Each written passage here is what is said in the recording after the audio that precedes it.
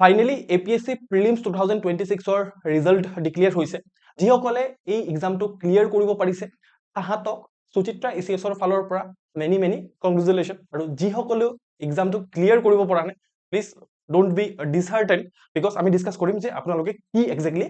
কৰিব লাগিব first of all আমি চাই লওঁ যে ৰিজাল্টৰ অভাৰভিউ কি হয় সো এই যেটো ফিগাৰ হয় এটো একচুয়ালি যিসকলে ফৰ্ম ফিল আপ কৰিছে তাহাঁতৰ নাম্বাৰ হয় 41695 ষ্টুডেন্টে ফৰ্ম ফিল আপ কৰিছে অবভিয়াসলি ইয়াতকে তলৰ ষ্টুডেন্টে মানে ইয়াত হিমানখিনি ষ্টুডেন্ট এপিয়াৰ হোৱা নাই নো ডাউট ঠিক আছে আৰু এবাৰ কিমান ষ্টুডেন্টে কোৱালিফাই কৰিছে প্ৰিলিমছ আমাৰ 958 জন ষ্টুডেন্টে এবাৰ প্ৰিলিমছ কোৱালিফাই কৰিছে এই ৰিজাল্টত ঠিক আছে 78 টা পোষ্ট আছে তাৰ মানে কি এপ্ৰক্সিমেটলি আমাৰ 12 জন ক্যান্ডিডেটে আপোনাৰ মানে মেইনছ আৰু ইন্টাৰভিউ ষ্টেজত আপোনাৰ কমপ্লিট কৰিব এতিয়া গুটেই কথাটো সিমিলাৰ হৈ গৈছে আগৰ মানে এক্সামবোৰ যিমানখিনি হৈছিল তাৰ গতে বিকজ এতিয়া সব কি হয় যে ইমানটো ক্যান্ডিডেটে থাকে পাৰ পোষ্ট কমপ্লিট কৰা কিন্তু ইয়াত আৰু এটা মানে ট্ৰ্যাপ এটা আছে যে এতিয়া যিসকল ষ্টুডেন্টে প্ৰিলিমছ ক্লিয়াৰ কৰিছে সো তাহাঁতি মেইনলি বহুত বেছি মানে কোৱালিফাইড হ'ব লাগিব বিকজ এইবাৰৰ যেটো কাট অফ আছে ইনফেক্ট কাট অফৰ কথা মই অলপ ডিসকাস কৰিম এইটো ভিডিঅত ঠিক আছে কাট অফ মোস্ট প্ৰবাবলি বহুত বেছি হাই গৈছে ঠিক আছে সো জেনাৰেল ক্যান্ডিডেট যিসকলে 120 মানো পাইছে ঠিক আছে আনৰিজাৰ্ভ ক্যাটেগৰীৰ কথা কৈছো সো তাহাঁতৰো এক্সাম ক্লিয়াৰ নোহোৱা বুলি মোৰলে মেছেজ এতিয়ালৈকে আহিছে so that is da thing তো তাৰ মানে কি কম্পিটিশন নো ডাউট সেম লেভেলৰ হোৱা সত্ত্বেও বিকজ ৰেশিও সেম হৈ যোৱাৰ সত্ত্বেও কিন্তু বেছি হ'ব বিকজ বহুত বেছি কোৱালিফাইড আপোনাৰ যিসকল ক্যান্ডিডেট আছে যিসকলে মাল্টিপল টাইম আপোনাৰ মেইনছ লিখিছে বা ইন্টাৰভিউ দিছে হেনকা ক্যান্ডিডেটৰ সংখ্যা মোস্ট প্ৰবাবলি এই পাৰ্টিকুলাৰ এক্সামিনেশনত বেছি আছে নো ডাউট ফাৰ্স্ট অ্যাটেম্পটাৰো আছে ফাৰ্স্ট অ্যাটেম্পটাৰো ডিসহাৰ্টেন হ'ব নালাগে মই কম যে কি এক্স্যাক্টলি কৰিব লাগিব right so first of all মই আপোনালোকৰ সময় ওয়েষ্ট নকৰো যিসকল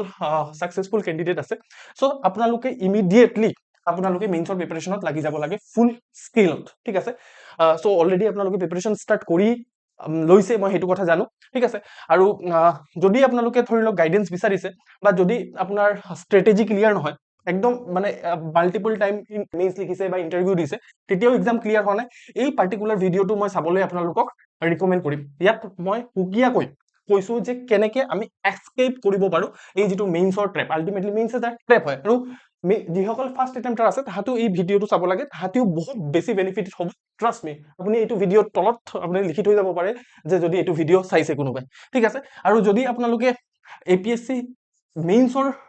বিষয়ে জানিব বিচাৰিছে বা APSC মেইনছ কি হয় তাৰ বিষয়ে আমি PYQ ৰ মাধ্যমেৰে জানিব পাৰো আৰু PYQ ৰ প্ৰপাৰ এনালাইসিস এক্সেল শীটৰ মাধ্যমত এই ভিডিঅটো মই কৰিছো প্লিজ এইটো ভিডিঅ আপোনালোকে চাব পাৰে বহুত বেছি বেনিফিট হ'ব আপুনি যদি এইবাৰ মেইনছ লিখিব ঠিক আছে আৰু ইনফেক্ট APSC মেইনছত কিছুমান হুকিয়াকৈ কন্টেন্ট দৰকাৰ পৰে ডায়াগ্ৰাম দৰকাৰ পৰে ভ্যালু এডিশন দৰকাৰ পৰে ঠিক আছে সো সেইখিনি আমি কেনেকে গুটাব পাৰো বা আমি কেনেকে আমাৰ আনসাৰত প্ৰেজেন্ট কৰিব পাৰো এইটো এটা টপিক লৈ লৈছো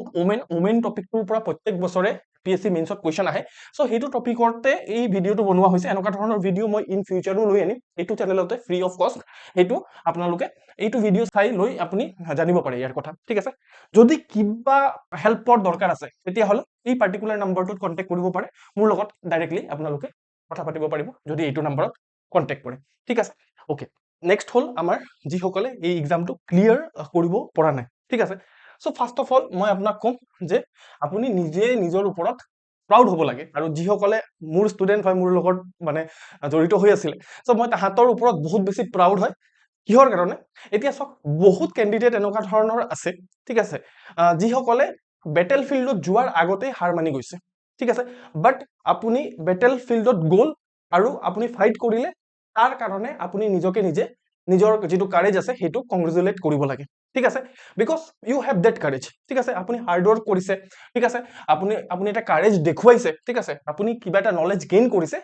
হেতু কেতিয়াও ব্যৰ্থ হৈ নাযায় ঠিক আছে সো বহুত ষ্টুডেন্টে কি হয় যে বেটেল ফিল্ডত যোৱাৰ আগতে মানে এক্সাম দিয়াৰ আগতে তাহাঁতি হাৰ মানি গৈছিল কিন্তু আপুনি জনা সত্ত্বেও যে আপুনি ফেইল হ'ব পাৰে বিকজ এইবাৰ সিট কম আছিল দেন অলসো যে আপোনালোকে এক্সামটো দিবলৈ গৈছে তো that is the most important thing এক্সামটো ক্লিয়াৰ হোৱাতকে ঠিক আছে এতিয়া সব আপুনি কিছুমান কথা ভাবিব লাগিব যেনেকৈ আপোনাৰ ওচৰত সেফটি নেট আছে নে নাই এতিয়া ফৰ এক্সাম্পল আপুনি যদি এডিআৰই চাকৰি কৰি আছে বা আপোনাৰ এটা ভাল বিজনেস আছে বা ব্যাকগ্ৰাউণ্ড এটা ভাল আছে ফাইনান্সিয়াল কন্ডিশন ভাল হয় তেতিয়াহলে আপোনালোকে প্ৰিপেয়াৰ কৰিব পাৰে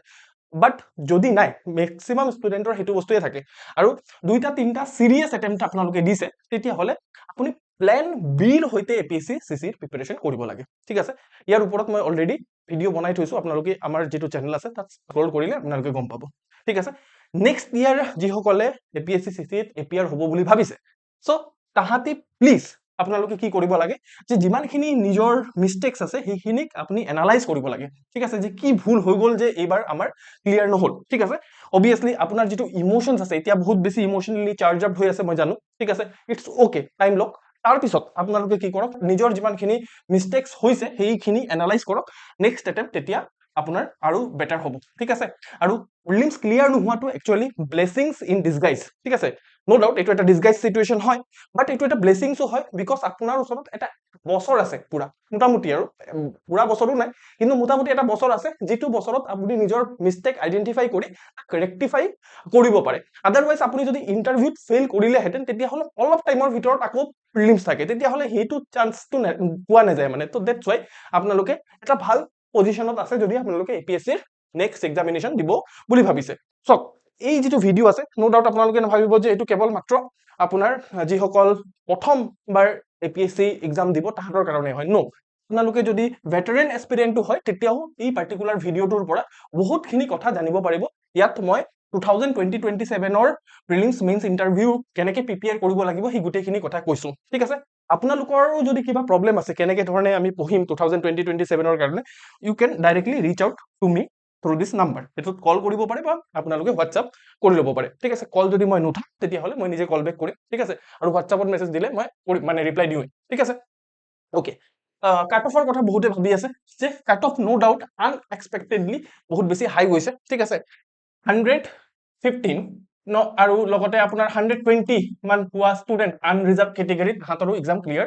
হোৱা নাই মোস্ট প্ৰবাবলি এনেকুৱা হ'ব পাৰে 125